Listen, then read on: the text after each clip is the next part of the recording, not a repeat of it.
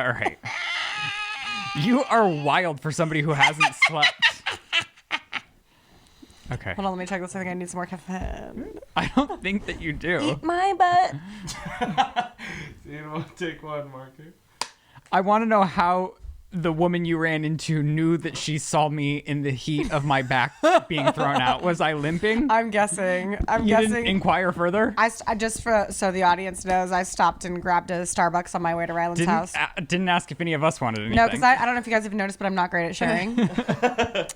So I stopped and grabbed myself a Starbucks, and on my way in, I had like my headphones in, and I'm screaming on the phone with my best friend, and this like sweet woman walks by, and she said something, but I couldn't hear it because I was screaming, and I was like, I'm sorry, do you want me to stop screaming? She was like, no, I'm just saying I love you guys. I saw Ryland over here when his back was hurt, and it sent me because I was like, was he being dramatic even in his like walk to help him? Like, of course. When have you ever ran into me when I'm not being dramatic? I don't know, but you are looking right with the Lord. I wish that You're I a beautiful, felt that way. You are a beautiful man. No, when Shane makes me shave for his podcast, I have a full-blown meltdown, and I was like, do you know what this does to my self-confidence for the next 5 days? Oh, Ryland, you are so hot. It's absurd. Well, thank you. You have the juiciest bottom lip I've ever seen. I could chew it like bubble gum. And your 5 o'clock stubble's coming in. Thank God. Okay, so you've been on a week-long adventure in New York City, in Connecticut. Mm-hmm. I'm a Connecticut girl. She did text me Zillow links of future houses for herself. I'm going to be living in Connecticut. It looked beautiful. Dude, I think our future is on the Long Island Sound sipping. I'll be sipping fake white wine, and you can have a real glass. So it's, but just one, because you get messy after that. Is this whole neighborhood that you were in just among water? It is, I would say, water adjacent. Because like all the walks you were taking looked gorgeous, stunning. It's on the Long Island Sound. Your dad's living life. My dad is living. An apartment in New York City, a house in Connecticut. I feel like he's Taylor Swift. And it's like, this town is so, well, she's in Rhode Island. Is that not the same thing? It's similar. It's very small and close by. But did you go look? No, we didn't go look. Oh. But this town is so cute. It's Essex, Connecticut, and it's actually been around since before the Revolutionary War. So all of the houses in the area, or a majority of the houses in the area, have plaques on the front that say what year they were built and who the first owner was. Wow. And there's laws in place to preserve the original architecture. There's a place called the Griswold Inn that was literally visited by George Washington, but there's all these inns that were visited by George Washington, but this one really was. Sure it was. And the inside is sick. It feels like you're back in time. I love it. My favorite place to go there, though, is the Black Seal, which is just sort of this, dive bar, but also the only bar in Connecticut, in Essex, Connecticut. And they have a great French onion soup. There's some calamari. Did they have any fake wine? I didn't have any fake wine, no. I had a lot of Pellegrino. My parents only drink Pellegrino. Really? Which is horrifying. Like, I don't think I saw those people drink one regular glass of water. And I don't think they do. Like, I don't think this was just for show because I was there. I think those people only drink Pellegrino. And I'm like, should they? Is that okay? I keep hearing things of people saying, like, the carbonation is bad for your teeth and not great for your health. And I was like, well, that's my soda alternative. Like, that's what I do at night. But you drink water. Yeah. I don't think my parents are drinking a lick of water. Really? Yeah. Because they buy in bulk Pellegrino. I was so thirsty, I was chugging Pellegrinos. Feels rich. For 6 days. So you're just burping the entire all the time. day? It's like chugging fire water. I'd like leave it open hoping the bubbles would fizz out. I bought myself a jug of water and my dad was like, are you really going to drink that? And I was like, yeah, dude. I haven't had real water in like 5 days, homie. Are you okay? That's really... okay. My dad drinks an espresso and Pellegrino exclusively. Wow, his digestive... Whoa. Yeah, it must we're be worried, wild. Dad. We're worried. We're very worried. We're concerned. So what did you do in the big city besides call me freaking out that you were being stalked in like the scariest way possible? I was scared, and I figured like Shane would have danger. Well, because I didn't know, and I had been Googling it. I Google things before I call you, obviously, but I figured Shane would know because he did that. Well, take us on the ride from the beginning.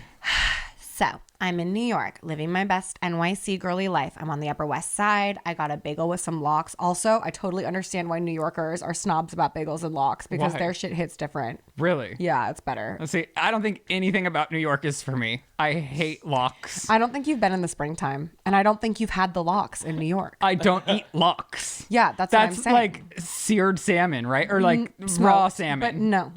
It's not raw. But I won't be eating that regardless. I think if I snuck a bite in your mouth and didn't tell you what it was, I think you'd really enjoy it. I don't think so. That's I think everybody you'd that's really ever enjoy it. heard me say I don't like sushi, and they try to convert me into liking sushi, and guess what? Every time it doesn't work. What sushi are they giving you? All types of sushi. Okay, I just wanted to know. The only place that has ever been successful for me is that vegan sushi place, which is delicious. And that's not sushi. That's my one qualm with vegans. It's like, you can't call that what it isn't. No, the other day I was leaving yoga and I was like, let me try this place because it's like this vegan cafe. I was like, let me be healthy. I felt like I ate a burger from McDonald's. It was like a breakfast sandwich, but it was all vegan. And I was like, my point was to try to be healthy, and I just reverted, and now I feel sick. Well, I think it depends. It always depends on what you're putting in your body. Just because it's vegan doesn't mean it's not full of I preservatives know, but a and lot chemicals. of these exclusively vegan restaurants, all the like fun menu items, I'm like, I should have just gone to Sweet Greens and got the salad, which could be vegan. Yeah. Whatever. What was I saying? What did I do in New York? No, we're talking about your stalked story. Oh, so I'm minding my own business, and then I pick up my phone, and it says somebody's AirPods. It's literally like accusing me of stealing somebody's AirPod, and that it's been tracking me so that the owner can locate the AirPod that I've taken. Somebody attached their AirPods in a way to track you, and you can see how the person with the AirPods has gone. Like, she sent me the map, and it's like, I didn't even know this was a feature on the iPhone. Like, if I have my own AirPods and I want to be able to track them, you can see, like, you can see everywhere I went, from the airport to the bagel place to the play I saw that night, back to the apartment, like the path I took to walk the dog. You can see everything I did. And so she calls me in a fucking panic. Because I was positive Shane would know. And I'm walking her through the steps, and I'm like, okay, turn off your Bluetooth, deactivate all of the devices that are connected to you. And if none of that works, then somebody's tracking your location. They've attached themselves to your Find Your Friends, and you're dead. Like, you went to New York City, and you're fucking gone. I was like, great, this is how I get human trafficked. And you're sitting in your dad's apartment, and it's like, I had to say my goodbyes to you, and I was really worried. And then my dad gets home from walking the dog, and I go, just so you know, like, someone's tracking me with their headphones, so we should probably inform the doorman. And my dad goes, oh, that's me. What? It's my dad's AirPod. There's something he doesn't know what he's done, but this happens to him all the time. How did they get attached to you? And how is he not concerned? Neither of us know. But how is he not concerned that if it got attached to your phone, it's not getting attached to everybody's phone he encounters? No, it's definitely being attached to everybody's phone he encounters, because that's who's telling him. He needs to figure this shit out. Yeah, he does. Somebody's going to come for him. No, he's retiring in like a week. He's like, fuck it. Who's he going to be around then? His wife? Like, oh well. I mean, they're still going to be in the city. Yeah. They have that cute dog somebody could snatch. Mr. Cooper. My brother Cooper is very cute. He is a floofy, sweet boy. Okay, what about all the plays you went to? Were they Snorefest? Were they good? My God, you saw Jessica Chastain in person? I saw Jessica. She's like Queen Redhead, right? She is Queen of the Redheads. Is she like the hierarchy? Is she like the redhead? She might be the top of the pyramid for me. And then right under is like Bryce Dallas Howard? No. Oh, okay, Jessica sorry. Chastain, Lizzie Gordon, Bryce Dallas Howard. Are you stupid? I saw the first night we saw Jessica Chastain in a doll's house. Does she seem nice? I have to say, I have never left a movie or a live show thinking I need to thank that actor for the effort that they put up on that stage for us tonight. You've obviously never seen America Ferrera in Sisterhood of the Traveling Pants. Actually, I have. And I stand by what I said. I wanted to wait outside the theater just so I could look at Jessica Chastain, grab my proverbial pearls, and say, thank you so much for what you did tonight. Did you stand at the theater door? We did for about a moment, and then we passed on. We also didn't mean to be standing there. We just realized we were standing there on accident. Did you see her on accident? No, because I love you, Dad. He watches. He listens. He could give us the YouTube view, but okay. He does. He gives us the view and the like. Oh, he does? Yeah. Okay. Sometimes I'm reading the comments and I'll like go to reply. I'm like, oh, that's my dad. You're like, I did you motherfucker! Oh, that's my dad. Hey, Daddy. Whose side is he on? Mine, always. Okay. I don't know if that's true. If I'm telling the story, it's mine. Okay. No, my dad is so funny and he's like low-key aloof sometimes. So when you stand behind the theater to meet a celebrity when they're leaving the show, there's a barricade set up. And there's also a way out for the celebrity. The respectful thing to do is to wait behind the barricade. My dad bypasses the barricade and is just standing right at the door, and I'm mortified. So I was like, "Get your shit, Chris, we're going." But he has like such a friendly face. I feel like even the actor would be like, "This guy's fine." At the airport yesterday, he was like, just so we could spend more time together, he was like walking me. He stood in security line with me, and like he stood when I was checking my bag. But he wasn't happy with the flow of traffic to check the bag, so he cuts the line. And that all makes sense. No, I never all cut it. makes sense. You're so stupid. Did we even introduce the show? No, hello you guys, and welcome back to another episode of The Sip. I'm Ryland Adams, of course, joined by Elizabeth, I'm okay. Hello, you guys. Hello. I saw Book of Mormon, and I also saw Goodnight Oscar Levant starring Sean Hayes, which was also fucking incredible. And I could... Sean Hayes is so fucking talented. With every fiber of his being, he committed to the role of Oscar Levant, and he left it all on the field. He plays this beautiful Rhapsody, and I think it's called Rhapsody in Blues or something, but I can't remember. But he actually is playing the piano, and it is expert level playing, and it was so fucking beautiful. And then at the end, it's fucking so long. It's like a 10-minute long. Give it all you got piano playing, like all over the place. And then he just collapses on stage, and he's playing this, a real guy. Oscar Levant was an actor and a pianist, and he had sort of a mental breakdown and a lot of emotional problems. But this play was just so incredible. And Book of Mormon's so funny. Book of Mormon made me want to use drugs. Wow. I will say that. That was one where afterwards I had to check, and it's like, nope, you're still an addict. Not healthy for you to be going to Book of Mormon. No, it's not healthy for me to think about Trey Parker and Matt Stone at all and think I could be like them, because they're not drug addicts and I am. So well, the gayest thing, what it is. The gayest thing I did to kick off Gay Pride Week is watch Sisterhood of the Traveling Pants last night. Oh, it wasn't shaving your beard and dressing up like a woman? And well, no, that was just for typical you. Friday night. I feel like acting on film a lot of times I don't feel like gives like when what you're talking about actors on stage, it's like, oh, you can really tell, like Jessica Chastain, she's like an actor's actress, you know? Yeah. Like A Marriage Story, is that the show? Did you watch that? Or no, you got all bored with that even though she's Queen Redhead. Yeah, I don't think I watched a moment of it. But basically the whole thing is like an entire play, and you just get to like appreciate her great work, which I do feel like some acting is like, oh, it's such a production that like the acting is just like a job, a piece of the puzzle. Yeah. But I do feel like America Ferrera can really just deliver the damn performance. Oh yeah. So I have a new talent crush on her, even though I did love Ugly Betty. Did you watch Ugly Betty back in the day? No. Wow, you're such a loser. Such a loser.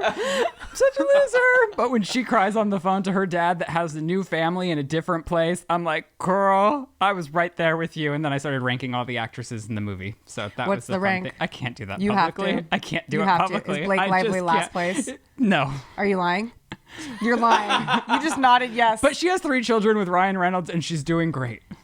I think a lot of people are upset about her being in this movie that's based on a best-selling book right now, where she's got this huge red hair, and I just keep seeing her in these, you know, on the set of, is it called It Ends With Us or something? It's that Colleen Hoover book. Yeah. Yeah. Which should we read that? Probably. Am I going to read? I'll listen to it. Do you want me to while I read walk it to the you? dogs. Do you want me to read it to you? Oh my God, when you walk the dogs, I could read it to you over the phone. You could be in Colorado, I could be in California. That's our Sisterhood of the Traveling Pants. I love that. Okay. My godmother Kissy used to read to me over the phone when I was little. That is very cute. Because I was afraid to be alone. Okay, do you want to talk about your controversy from last week? Oh, yeah. I guess I don't know the difference between Jack Johnson and John Mayer. And honestly, like, is that a problem? Well, Jack Johnson puts my puppies to sleep. Like, every time we've had a puppy, Jack Johnson, you put that on the television. And they go to bed? They pass out. John Mayer, never tried it. Don't know. Don't know him. No, I don't know him. They seem the same to you? Yeah. Okay. My 9:57 daily alarm went off in the middle of Little Mermaid, and I've never been more horrified in my life. Why? Because you never want to be that person in the middle of a packed theater on opening night of Little Mermaid and have your alarm go off. Here I thought I was prepared with the volume turned down, but those alarms, they creep through, brother. Yeah, they do. Yeah, they do. The movie was incredible. I can't. I told Shane as we were leaving, Is the it most Halle confusing Bailey? thing about her is her name, because there's Halle. What's the other famous? Halle Berry. Halle Berry. Haley Bieber, which like I know she's not an I actress, think but it's this the is Halle HB. I think this is Halle Bailey. Halle Bailey. Yeah, I think so. But like the three HBs really confuse me. No, it's hard. I trip up on my it too. only pitfall with her. Although I think You're saying it was a great movie. You texted me, "What the fuck is this?" while you were watching. no, that was the Taylor Swift song with Ice Spice. I just didn't like it. Oh, got it. I thought you were talking about Mermaid. Might be. Karma's not for me in general. It's not my favorite. Like Karma's I didn't for me I generally. didn't love that it was like the closer of the show. It's not for me. Off the whole album, it's not one that I'd skip it on most days, or I get 30 Okay. seconds in and I'm like, I've had enough But of you this. loved Little Mermaid. So yes, I loved Little Mermaid. Okay. The musical numbers were so incredible. This woman's performance was so good. Yeah. Part of Your World, I would go back to the movie just to see that musical piece if they don't upload it on YouTube. Like, it's fantastic. Do you want to go see it with me after this? I would probably go see it with you. My only critique is that it's probably a little too long for like wanting to go see it multiple Isn't it like times 8 in theaters. hours? I think for The my first runtime was like 85 minutes, and now it's like 3 hours. And here's my thought process. Like, if it's all entertaining, why cut it down? But when you're talking about like going back kid. to the theater and seeing it multiple times, well, it's a children's movie. yes. And I do think like your child might be like, oh, we need to like But I step it up, get it moving. yeah. But it gave me like, I had chills in moments. I was like giddy. I felt the Disney magic. Oh my I loved Prince God. Eric. I want to dress myself in all of the outfits Prince Eric was wearing. I cannot wait to take you to California Adventure Park now so that you can go on the Little Mermaid ride and see those strung out animatronics that look like they're dying of fentanyl overdoses. The only thing that I could have done without was they gave Prince Eric a musical number, and it just fell flat and it wasn't his performance of it. It just like altogether it wasn't up to par with the others in my opinion. Like Ursula's musical number, oh my gosh, so good. Part of Your World, so good. Yeah. Under the Sea, so good. Yeah. So fun. I loved it. David Diggs is Sebastian, right? I don't know, Oh, he's dope. but I thoroughly He's cool. enjoyed it. I had a smile on my face the whole time. It was wonderful. I love that for you. Yeah. Maybe I'll go by myself tonight. Well, I hope you have fun. I just have to say, like, I know I have good karma because God is on my side. Every time Lizze tries to wish ill upon me, attack me, autocorrect jumps in and corrects her saying, like, I hope you to I. So then It's crazy. It weaponized her own phone. Like, I hope I weaponizes stubbed my toe. her when she's wishing me ill, and every time I'm just like, God stepped in. God has a plan, And it's so annoying when he does that because it does make me laugh. and that's on karma. Which And you it's hate. happened like well, I don't love the song. I love Taylor Swift, and I am dying to get back to her concert. Have you seen all the celebrities going to her concert? Yeah, dude. Miles Teller was there at MetLife this weekend. Dave Portnoy went. Wow. Portnoy? Portnoy. Who Blake cares? Lively, her 3 kids. They're homies. Well, yeah, I know. Yeah. Yeah. Shawn Mendes, Camila Cabello. Shawn Mendes is fucking stalking me. What do you mean? I've honestly, if it wasn't my dad's headphones, I would have thought it was fucking Sean's headphones connected to mine. We would have loved that. He's in New York. He's like, oh, Lizzie's in New York. I guess I got to leave Fryman and follow her ass to the fucking East Coast. I was like, what's up, Sean? This is getting a little weird. Imagine- I'm married. You're dating your ex-girlfriend. Like, it's inappropriate, I Sean. do hope that they just have a happy ending. You know, they're in matching you? outfits. Yeah, I do. Okay. If that's where they both want to be, I hope it works out for them. Okay. Okay. It feels disingenuous what you're saying right now. Whatever. Is it? No, I really like Camila Cabello, and I like him. I liked their little matching black Nike activewear setups that they were wearing How walking come you around and New I York never City. watch and wear matching Okay. activewear? Can we do that? Yeah. Really? Because I feel like you and I go in public a lot, and we always see people who are way cuter than us. And I always wish it was us. And I feel like it should be. Mm-hmm. And every time I say that should be us, and you say shut up, and then you kick me. That's what he does to me off camera, and you guys just don't see it. God It's knows. devastating. He says, "Well, never match." God knows. Spits on me. I had a hard time in the 21st century. I had like a first world problem this week. Oh no. We had to replace our power panel. Is that why duct tape's holding your house up right now? I saw that. Yeah, well, it's because they can't redo the stucco until it's permit approved. Like the city comes and gives it the okay. Oh my God. What? That is so annoying. Well, yes, I know. And what was even more annoying is being out of power for 2 days of my life when my job is... What did you do? Did you stay in your Electricity. house or did you guys leave? Well, I stayed in the house. I would have It left. was out from like 8 to 5 for 2 days, and it was a fucking nightmare. It's like, how am I supposed to do anything? And it's been such a miserable week in Los Angeles. It's been cloudy. You guys just sat in the house with no power? I just sat. Well, Shane was. It's like a Shane's couple asleep. hours for Shane, Just a and couple he wakes hours. up at 5 p.m. He's like, "Wow, that was so hard." I'm like, "You've been up for 2 hours." It wasn't actually 2 hours, but you know what I mean. Yeah, it was 3. And I'm like, and I'm like, this was hard. This delayed my working schedule. I mean, it's just hard in the Yeah, 21st century I when get you're it. so conditioned to all of the luxuries that we have in our life Yeah, I would to have just be stripped of that. I would have just set my house on fire and called it a day. Moving on. And Next on top house. of it, there was no sun, No sun. and it was like, what are we all doing here? Do you want to hear something so funny? What? I'm looking forward to you leaving so that I can come use your pool, even though I've never done it before. But I was going to ask, can you leave it heated? Well, so you don't ever want to swim with me? I do think about that, and I don't know what it is in my heart of hearts, but I feel uncomfortable. No, swimming around anybody in general. So you're gonna come here and swim alone? No, I'd swim with my husband. But I don't like being in a bathing suit around other people. Okay. I feel a little uncomfortable. It is pretty revealing. I feel like even even the men's one that are like appropriate, Yeah. but like showing thigh, which I feel like is the only way to go. Yeah. I'm like, is this family friendly? Like, You should did- I be? yeah. Well, yeah, I shopped for a swimming suit with you, and I was like, I don't know, but can I be around my family in this short of shorts? And Lizzie's like, yeah, duh. And I was like, but I don't know. Yeah, like And I still I'd don't have to be know. wrapped in a towel the whole time around you. Because too. even sometimes it's Yeah. like, it's too revealing. I felt comfortable in that blue bathing suit in, where were we? Las Vegas. Las Vegas. Mm-hmm. But we were also like in the room and we were like fucked up on sugar and it was like a whole thing. Blacking out at We were people in that didn't deserve Vegas. it. Yeah. We were fighting with Chris, different Chris.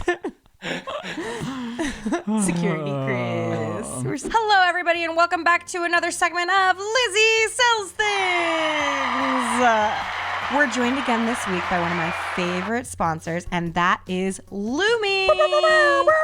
So I have recently come back from a vacation, and when you're traveling, you can get sweaty and smelly in every crevice of your body. And what I particularly loved about my trip since getting Lumi is that I took my toasted vanilla coconut deodorant bar and I put it under my arms, between my legs, underneath my butt cheeks where they hit on my thighs. I got off that plane smelling freaking beautiful. What I love about Lumi is I'm not terrified of having the aluminum and baking soda and parabens close to my nether regions and my armpits, which are close to my heart.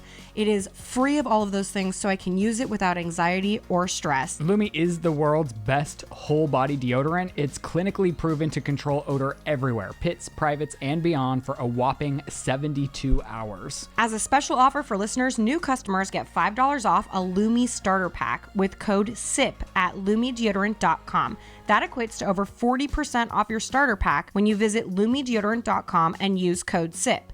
And the starter pack is perfect for new customers. It comes with a solid stick deodorant, a cream tube deodorant, and 2 free products of your choice, like mini body wash and deodorant wipes, which I really love the deodorant wipe because when you're on the go, you can just swoop it wherever you need to swoop it. And it has free shipping. As a special offer for listeners, new customers get $5 off of the Lumi starter pack with code SIP at lumideodorant.com. That equates to over 40% off your starter pack when you visit lumideodorant.com and use code SIP. Sorry, buddy. Okay, well, do you have anything else to report? That's it? You have spent a whole week away from us and there's nothing? Oh, no. I'm shocked my dad is alive. The way that man navigates the city, it's like, oh God, your days are numbered, bro. So I just kept taking pictures of him for the Instagram reel I'm going to post when he passes. And I kept telling him that because he's running into traffic. like a psycho. And he thinks it's funny to hold my arm up by the under the arm in the armpit like this when we're crossing the street and like walk me like that. And it's like every time he grabbed my arm, I was like, oh, I'm one step closer to death now. Because he doesn't. It's like he's singularly focused on something, and you can't be singularly focused on anything crossing the street in New York because the drivers want you dead. And the pedestrian has no rights there. And there's bikes and there's scooters and there's motorbikes and then there's cabs and then there's sometimes horses. Like, it's a whole fucking thing. Is there enough sunshine that gets through the buildings? Absolutely. And also going in springtime was a real mind fuck because I'm like, is this place lovely and magical? Do I love it here? Maybe. But it's like, no, for a month, it's just delightful. But so my dad, and also with cabs, he's lived there for like 15 years. In the city? Yeah, in the city and summer and weekending in Connecticut. And he hasn't figured out the cab system yet. He's like screaming, cab, cab. All right, Elizabeth, let's go. Grabbing me under the arm, running me through traffic, like super not safe. Bikes are like, crashing. Like everywhere around him is just fire and chaos. And he's like, let's get in the cab. And the cab's not even for us. There's somebody else in this cab that he's running me to. He opens the door and there's just a 12-year-old boy in there, like on his phone, like, what? And my dad's like, are you getting out? And I was like, Dad, he's not getting out. You just opened the door to a cab and there's just a child inside. So my dad shuts the door and then he goes, oh, wait. And then my dad opens it again. He goes, are you getting out? And I'm like, no, dude, kid's not getting out of the cab. Like he did not, this cab did not stop for you. It's a red light. The cab stopped at the red light. You just ran up and opened the door, shuts the door, opens it again, changes it. You're getting out. And the poor kid is just like, who the fuck is this? And I was like, Dad, shut the door. We're not taking that cab. He's like, well, the light was out. And I was like, yeah, when the light's out, it means there's somebody in it, bro. What? He's like, no, when the light's on, it means somebody's in it. And I was like, no. What? 15 years. I don't know. I don't know the answer to that question because I'm not everybody a New Yorker. knows the answer to that question. When the light is on, it means it's open. Okay. This poor child. And then also New York's on a grid system. I don't know my left from right, but I know up and down. You know what I'm saying? My dad's like, no, my house is that way. And it's like, no, your house is You're the giving your opposite dad way. directions? That's what I'm saying. That's what I was trying to say to him. I was like, this is not okay. I should not know where we are right now. So, it's crazy. I love him so much. I'm so glad he's okay. I love him. Let's get him retired into Connecticut. Yeah, fast. Also, Connecticut's like spaghetti streets, and like I couldn't tell you how to get around there. And he knows crazy paths, like it within a 50-mile radius, and doesn't need to use his maps at all. We get to New York on a grid, and he's like, I don't know. I do not know, but I can tell you how to take this river from this city to that city in a kayak. It's like, okay. Oh. Okay, let's get into some hot topics. Ooh. You said, do we want to talk about the Kardashians? You said, I said, duh. Of course I do. Of course he does. Thank God for Kim carrying this show on the back of herself, on her own back. I hope that big ass mic didn't cover your panic lips. Right? If it wasn't for Kim, there would be no show. Like, honestly, the others add whatever, but it's like Kim is the through line. Kim delivers. She knows how to make a reality show. Like, if I had to watch fucking Kylie and Kendall drive stick for another 10 minutes, I think I'd have to exit the show. Yeah, I get it. Like, we could have cut that down into a cute 60-second package. If I have to hear about Courtney and Travis fucking ever again, I'm going to be sick. The only thing I think she's going to deliver this season, Courtney, for us, is starting drama with Kim. Yeah. Which will, like, infuriate me, which will keep me entertained. But yeah, like I have a whole camera crew here and Chloe just showed up, but I'm going to go have sex to say that I'm doing that on camera. It's just like... We didn't need any of that. Okay. We didn't need any of that. No. It's so yucky. Obviously, like, the big thing that people were taking away is Chloe and her surrogate. her experience with surrogacy and her surrogate in general. Mm-hmm. What did you think? I mean, I think it's devastating because her situation is particularly unique. You know, using a surrogate because you can't have a child Which she carried her first child. She carried her first She child. revealed she couldn't. The doctor said there was an 80% chance of her miscarrying if she were to carry her second child. And then Tristan had been like, now is the time for us to implant the embryo in a surrogate. And a week or two after that, she found out that Tristan had been cheating again, and then she gets the positive pregnancy test. And that is the devastation for me. Yes. And Because I think no matter what, and it's a son, and these kids look like him, and these kids represent a massive loss, and it's not fair to them. And I'm not saying that that's right, but I am saying that that is one way of seeing it. I know that there's a multitude of beautiful ways of looking at it, and I also think that this is a representation of my family that was a lie, because he was lying to her. right. And I think that that sucks for her. And I don't know the answer. Like, she's going to have to work through that in therapy to figure out a way to turn a new chapter and view this from a different looking glass. Yeah, because the baby's 50% Chloe. Right. So that is beautiful. You know what I think mean? She was like, in a conversation with Kim and Scott, she said, Kim knows this surrogacy thing has been really hard on me. It's been tough. It's made it harder to connect, not because I don't love the baby, but because of the situation. It felt very transactional. Felt like I got the baby, went into the other room, and that was that. And while I understand what she's saying, and like Kim brings up a good point, like obviously it's different if you're carrying your own baby, like the baby's feeling your heartbeat, hearing your voice day after day, growing inside of you. Like, you can't replace that for sure. But I do think Chloe, her life was so hectic and chaotic that I don't think she went out of her way to make a connection with the surrogate that wasn't transactional. And she said I buried my head in the sand. And she said, I didn't think I came to terms with I was having a kid until that day I went to the hospital, which I do think, of course, then it becomes very transactional, because the transaction is all that's at play here.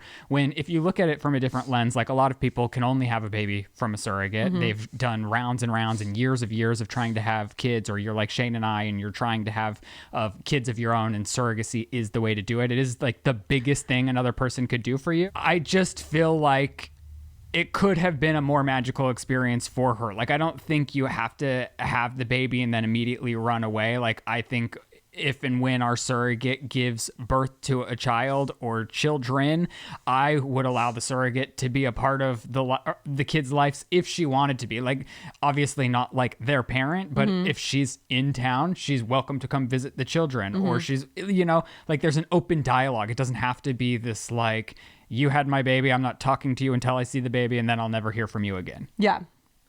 I think everybody's different with everything. Yeah. Yeah. And she said, like, Kim had an easy transition, and Kim's like, yeah, it was different, but it wasn't any harder for me to love or build a connection with the child. Yeah. I'm disappointed in the name reveal. Yeah. I don't even remember it, which is Tatum. Oh. Which is one of my favorite names. It is. It is. And so you're disappointed in it? Oh, I would have used it, but now I feel like I can't, because Khloe Kardashian has a baby named Tatum. That was one of your favorite names? For a girl. Wow. Yeah. It's literally character names and scripts I've written. The one I'm writing right now, it's my two main characters are Maeve and Tatum. Wow. Thanks, bitch. Anything else from the episode? I think Scott Disick is maybe, second hand in carrying this show. Oh, I mean, and that's why He's the funniest part of it. That's why they had to bring him back. I loved when the girls walk in and he's like, I see we're on our breakup diet. I love when he gets there and he's like, are there no more doorbells here? Where's the fucking doorbell? Like, where's the doorknob? How do I get in this house? Am I poor because I have a doorbell? I loved that. Security had to help him out. Loved it. Loved it. Happy 40th birthday, Scott. He just turned 40. Can you believe he's only 40? Good for him. Can you believe he's only 40, though? Doesn't it feel like that motherfucker's pushing 50? Right. Dating 12-year-olds. Crazy. Crazy. I do love this detail. What? So Jude Law is making a movie about Henry VIII, where he's playing Henry VIII, and that was a king of England a long time ago. Okay. They hate you a little bit. I didn't say anything. Henry VIII was a king of England a little while ago. You already said this. I know. I'm giving you more background. Okay, I don't need it. So tell me more about him. I don't want to. He wasn't in Sisterhood of the Traveling Pants. Okay.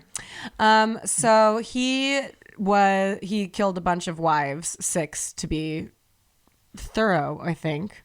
And he's famous for, Anne Boleyn was one of, it doesn't matter. He died of gout, and like parts of his body were like rotting off and stinky. And he smelled really bad. Like that's a famous thing about him at the end of his life, is he reeked.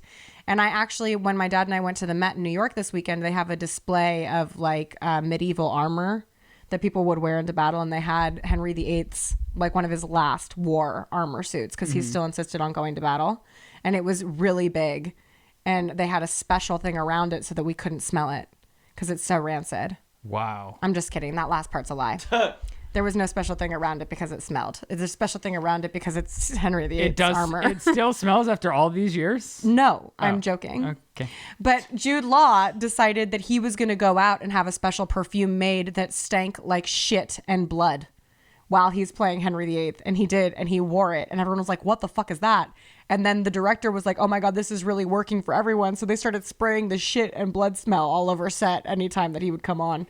And it was very effective. Honestly, I think it's genius. Because I do too. Anything, like if you're trying to get into character in something that's a little further out of the norm, like they're not just in a house acting, they're like recreating a time period. It's like anything that you can get to help you feel and believe that you are there is it. Well, imagine having to speak to a king who you have to literally bow to and do whatever they want, but he stinks like shit and blood.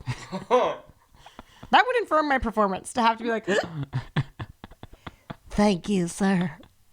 Like he just thinks everyone's nasally as hell because they can't breathe around him. Anyway, I love it. All of it. Of course you put this on the document. Go on. Like, is this really something you think is going to happen in our lifetime? Go on.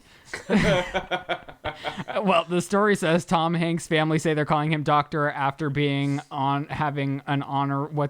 He spoke at like Harvard's theater school's doctorate graduation or whatever, and when you do that, you get an honorary doctorate, which seems so ridiculous. Like Taylor Swift has one. It's like Dr. Taylor Swift. Yeah, but like they didn't pay and go to this huge program of school. It just doesn't seem legit. It is what it is. I think it'll happen for us one day. And so his family is now calling him doctor. And Lizzie, of course, put in the document, when's somebody going to make us honorary doctors? Literally, I was washing my hands the other day and I was like, should I just take the bar so people have to call me Esquire? It's like, how hard could it be to pass the bar?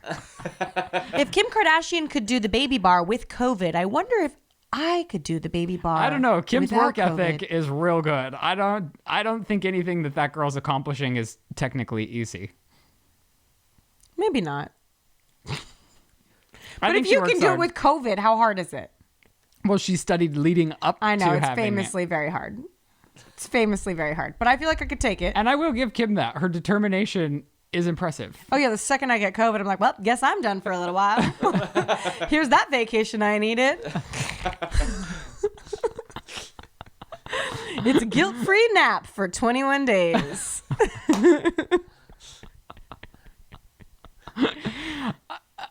Some of these stories are questionable. Because you don't give a shit about Teen Mom? No, I've never seen Teen Mom, although I know it's a very popular show. I guess this woman, left her sex toy on the counter? Yeah, so there's this woman whose name is Kaylin. Okay, so you don't watch it either. No, I do. They call her Kale sometimes. Like, she has different names, but she's been on the show since she was 16 and pregnant, and she's gone on to have like a lot of children with a lot of baby daddies. And she recently left the show, but she's become a podcast tycoon. So she's got a shit ton of shows that she does, and some of her sponsors are sex toys. Mm-hmm. So she did a sponsored ad for a sex toy and then left the sex toy on the kitchen counter. And her eldest son, the one that she had on 16 and pregnant, found the sex toy on the kitchen counter and left a Post-it note on her door because he knows what it is. He's 13 now.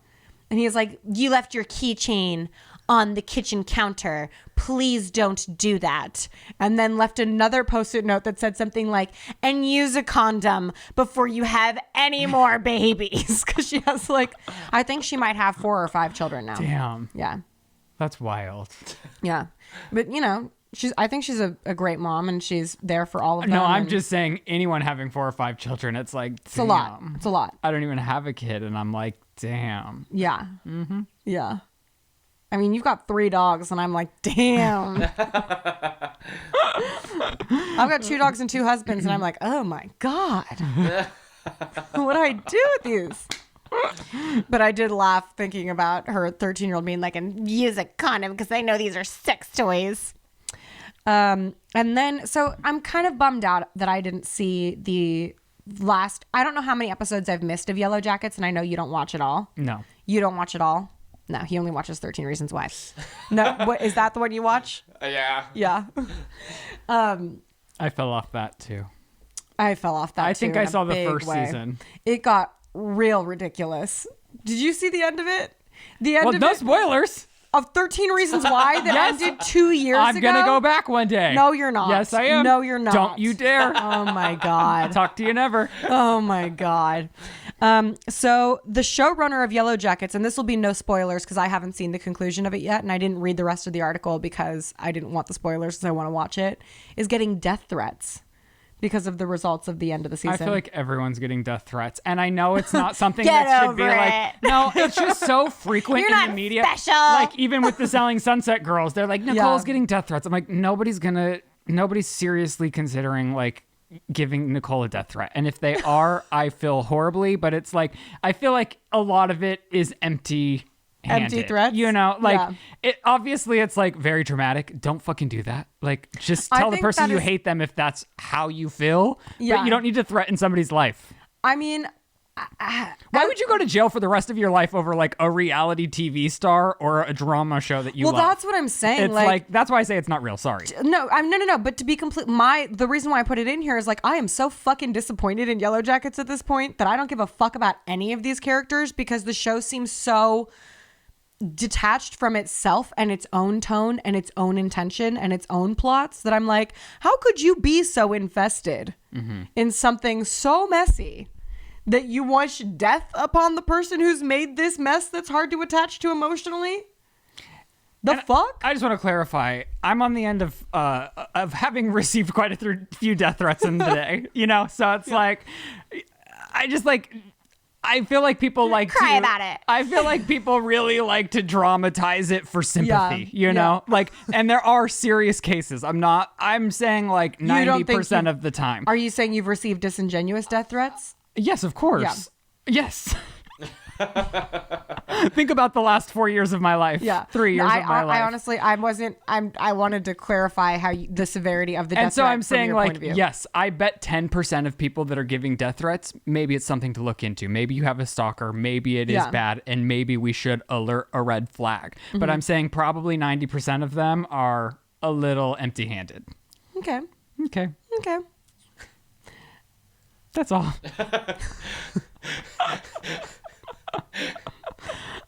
Oh, somebody did a submission, which I thought was pretty funny about Selling Sunset. She said, first of all, I love the drama in the show. It's everything. They're always slaying the looks. Anyways, I came across this TikTok about the houses on the show and how they're fake. And she said she was shook. So it's this real estate agent in Los Angeles that made a TikTok looking at the MLS to see how many houses all of these real estate agents have actually sold.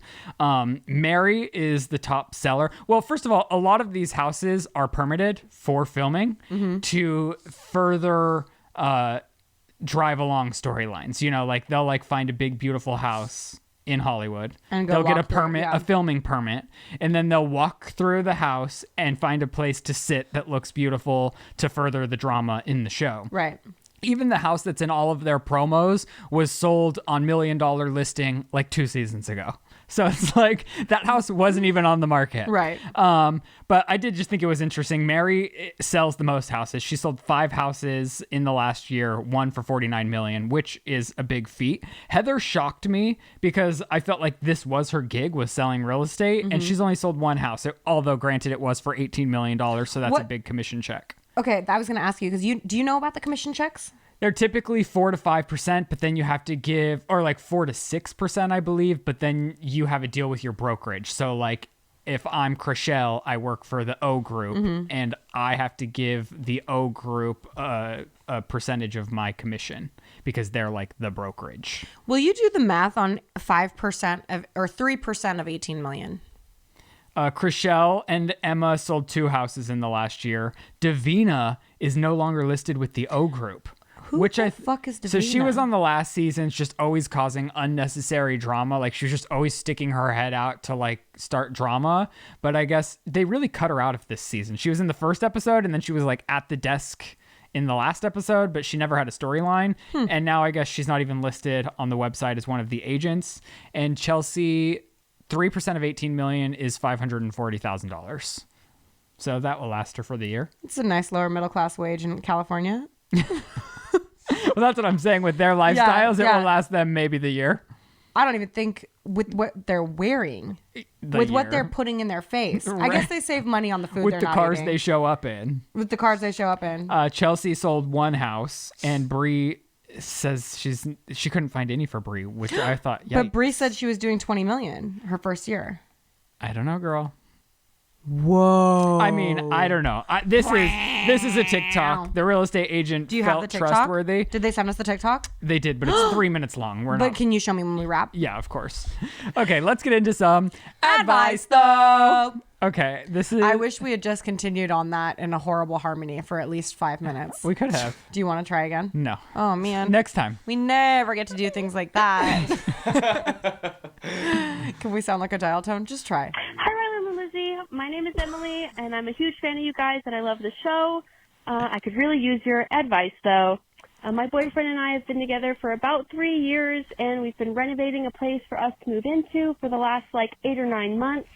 We're finally in, and so far, things have been really, really hard, which is super disappointing since we've been working so hard for this and waiting for it for so long, but we're having a lot of fights about money and what's a priority, what's not. And the 2 people who are married and have lived with their spouses for a while, I was really hope you could send me some tips. Thanks. Love you guys.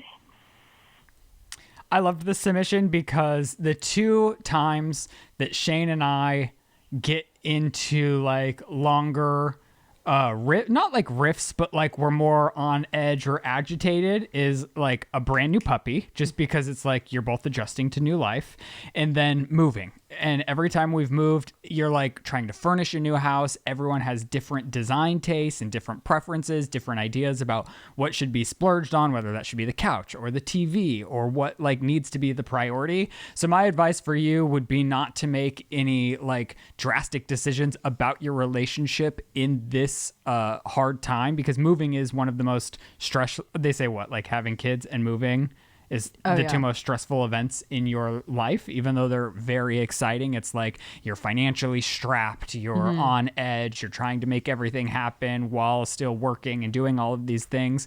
So communication is key. I'd really talk about everything outside of the moment, try to come up with a plan. Find a pause. The second you feel agitated, let the agitation be the whistle on a tea kettle that says, I need a break.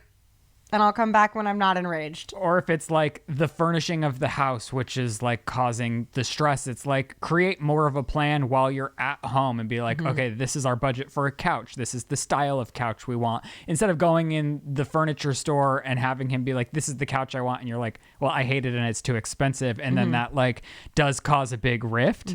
But these times are stressful. I feel you, girl. And I would just say try to make it through this while communicating positively. And if it obviously is consistent 4, 5, 6, 7 months to a year down the line, then it might be time to reevaluate your life and your marriage and your living situation. But I think for right now, you just have to try your best to make what is a negative experience positive and just experience together and don't grow apart from it. Yeah. Something that really helps me too is do I want to be right or do I want to be happy? Do I want to have an argument with my husband about his preference for this couch, or do I just want to get the couch? Yeah. And it's I just want to get the couch. There are things that it's yeah, no, I'm going to fight for that because it's absurd. And I would not, you know what I mean? Because some of the things that he wants to do, I'm well, no, we're not going to do that. And if the financials are what's very stressful, I'd sit down and make a budget for exactly the things that you guys have spent, the things that you need. That way it takes a little stress or pressure off when you're in the moment because... Yeah, and I think having a good conversation about prioritizing what it is that you want from what you need. And then getting the need list and doing the want list over a longer period of time. You don't have to put it all together right now. And there's so many, I mean, you're not alone in this, especially with moving. There's shows on all these like home channels of like couples trying to furnish their house when they move in. It's like dramatics in and of itself because it is such a big thing. Like you want to care about where you live, and you and another person, of course, aren't going to see eye to eye, but it's about meeting in the middle and finding what works for both of your style or budget or, you know, but it is a stressful time and I do feel you, but I don't think this is the end. I think it's just like time to come up with different solutions about how you go about these conversations. I think more than anything, like what helps in these times is remembering, like, if I'm tired and I'm scared and I'm hungry and I'm angry, this is not the time to talk about something. And when you feel pressure or when you feel tempers rising, that is your alarm system to say, let's take a break. It's not that important. It's not, your house isn't on fire. You don't need to deal with it right now. Let's take a break and come back to this. And always remember, like, something that I like to do is I like to remind myself, and I like to do an affirmation, which is, I'm so grateful that my husband is my partner and that we are working towards a common goal. I'm so grateful that my husband is my partner and we are working towards a common goal. Because in some scenarios, it can feel like we are opposing teams and he wants to put a TV over a window, and that's fucking crazy. And I will kill him for that thought process and his insistence that we do something that insane. So I have to remind myself, I am so grateful that he is my partner and that he and I are working towards a common goal. And it's a good time, honestly, to find the way to communicate effectively with each other, because this is just going to be the first of many. Maybe you're going to get a dog, or maybe you're going to have kids, or maybe so. Like, now's the time to really set the foundation for how you communicate in trying times. Yeah.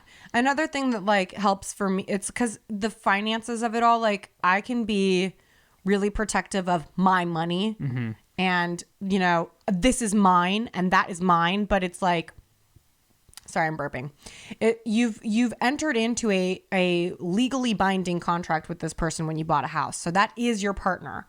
So what you guys put into this is yours together as a team. And I have to remember that, like, oh, this isn't my couch. This is our couch. Right.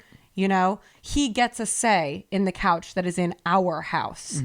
And a majority of the time, like, it really doesn't matter. What matters more in my mind in that moment of rage, anxiety, or whatever is being the winner of it, because I feel more right than he is. But if I just pause for a second and I let him tell me why he wants to put the TV in front of a window, afterwards, I can say, you know what, I really hear you, and we are not going to do that. I do think both parties want to be heard, and it is hard when you're like in the middle of something to stop yourself, because at some point it does, like, you can lose the whole base of the argument. Now the two of you are just fighting and bringing any ammo you might have at each other, and it's like, it's really hard not to question everything about a person who wants to put a TV in front of a window. But you did win that battle in your relationship. And thank God. But we wish you well, girl, and let us know how it's going a little down the line. Okay, I liked this one because it's just fun. This woman says, so I don't like giving BJs because I get nausea from the thing that comes out. So for years, I didn't give BJs until my partner got tired of not having it. So what I did is make my partner put on a condom. That way he gets to enjoy them, and I think that it's better to have something than nothing. What's your opinion? Blech. Could you not just not finish in the mouth? Like, is that a priority for him? Because I know, like, you could just go all the way, really, like, work the movements with your hand in your mouth, and when he's getting close, you can just, like, finish it off with a hand. It's really helpful, the motions of which Ryland's going through with his hand. If you're an audio only person, Ryland is motioning he might even quite enjoy it. Like, not coming in the mouth, like, because sometimes it could be sensitive if it's like in the mouth while it's happening. So I mean, it might be something that could be an enjoying process for him. The condom, I feel like, is a little restrictive, but if it works for both of you, it works. I'm just thinking about in the cone heads and how the whole family thinks that a condom is bubble gum, so they're just constantly chewing bubble gums and blowing condom bubbles. I don't know what you're talking I about. figured you wouldn't, but they will. They'll know. You also get sick at the thought of a BJ. Yeah, I get more sick at the thought of a condom in my mouth, though. Really? Yeah, I think that because it's just like, ugh. Well, does it normally complete? Is this too far? Yeah. Okay, parents, leave the chat. You know they're not going to, so I'm Well, just gonna leave. This is disgusting. Leave. Beyond that, though, it's not my. I can't talk about. This is a partnership thing. Is it? Yes.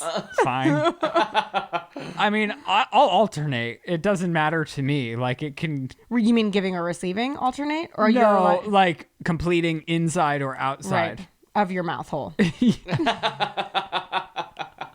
I told you to leave, parents. And are you is swallowing vegan or non-vegan? Can vegans swallow? I would like to know. Well, can they also eat mushrooms because they're half alive? Are so these are things that you're supposed to think about. Vegans, are you eating mushrooms and are you swallowing loads? I need to know. Please sound off in the comments below. She just asked what our opinion was, and honestly, dude, like Whatever works the for fact you. that because for I as a person, As a person. as a person on this earth, I get gaggy over so much shit. I gag when I brush my teeth. I gag if I have a smoothie that's not the right consistency or temperature. I gag over a lot of shit. I could have a sandwich that just doesn't work for me a little bit and I'm throwing up. And it's not that it's a rancid sandwich, it's just that something's not clicking right in my mind about it and I'm sick to my stomach, like gagging. So the thought of sucking on a condom is really The condom would not work for my mouth or my penis. yeah. It just, I feel like there's And too no much of matter a what- barrier. It's a textile thing and a flavor thing. Chris. Chris, are you chewing condoms? No, but I'm also not grossed out at. I love sucking. But if you're Also, part, this is why I didn't share the Crunchwrap Supreme with you. Just saying, not trying to Okay, share let's bites not of have something with someone who's so they're openly. being nice to you again. Why would you circle back? Are they being nice to me? Whatever. But I brush my teeth 3 times a day, and I use Listerine. Oh, that's great. You do have great teeth, so you. I believe you. And amazing hair. Thank you. But if your partner were like, I can't give you head because it makes me gag, what would your solution be? Like, get over it? I mean, That'd be a real bummer for me. Well, and honestly, as a person who gags over brushing their fucking teeth, I'm of the, a person's love language is a person's love language, and if this is an expression of love that they need, I'm gonna give it to you. Maybe all guys should be gay. I do think if they absolutely hated it, I don't want the person I'm with to be miserable. I just offended Lizzie so much. No, nobody would procreate, so we've gotta keep the straights alive. For breeding. No, I do think that, it's not fair for you to make your partner think that you are miserable giving them a version of love that they've requested and need. That's not fair. Like when I want a back rub for 45 minutes a day and Joe acts like that's too much, I'm like, well, then you don't love me! You bastard! Well, I'm glad it works for you guys. Would not Honestly, work I'm for dying me. at the what's your opinion? My opinion is it wouldn't work for me, but I'm Yeah. glad it works for them. Yeah. Yeah. All right. Well, that was a fun one. If you have like conversation starters like this, I think that's very fun to start incorporating to. I was giving you your opportunity. Advice though.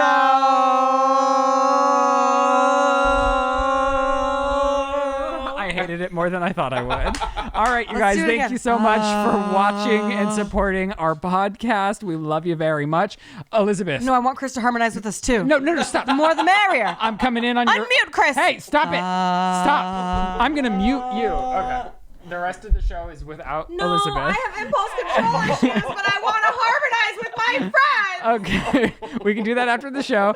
I'm encroaching in... What would you say? What's the word? I don't know what you're trying to say. Taking over.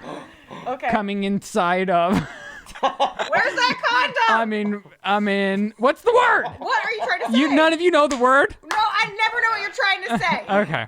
Anyways, I posted a vlog yesterday. Lizzie posted a vlog yesterday. Did you? I did. Your New York vlog? Yeah, but I Girl. realized I'm back. You're a literal toddler right now. Who cares? You're about to have Okay. Okay. Tell us. Oh, so I realized I was having a really fun time in New York. So my vlog's a little different this week. It's more like in the olden days when people would come home from a trip and do a slideshow for their friends and talk about it. So That's very funny. I'm doing that. That's very cute. Okay, so watch that. My Disneyland vlog went out yesterday as well. And that's Tuesday. Okay. I'm like, did I miss it? No. And I think this might be our best work. It is very fun. I think we might be going to Hawaii. Chris is one day going to post his YouTube video. What one day? What's the video? Didn't you say you filmed and edited one? I filmed and yeah. What and is I it? hated it. and Why do you hate it? You see how bad mine are. Just I post just it. hate every my face. I Just hate- post it. These people it's not love you. Interesting. It's not. I don't know. Okay, well, subscribe to his channel for when he does post a video. Can you send me a link? I swear before the year's over. Everything will be linked in the description section below. We love you very much. We'll see you next week. Goodbye. And that's the sip. No, it's not even the nice kind. It's like when you do group meditation. Okay, but you know when you do like group meditations at the end when they do the Chris, have you ever enjoyed anything more? That was fun. It was fun, huh? Do you see how that's a more pleasant you wanna sound than chant? the ah? Do No, it. the No, but we have to like Chris, synchronize. you want it on the home? All right, 3, 2, breath in.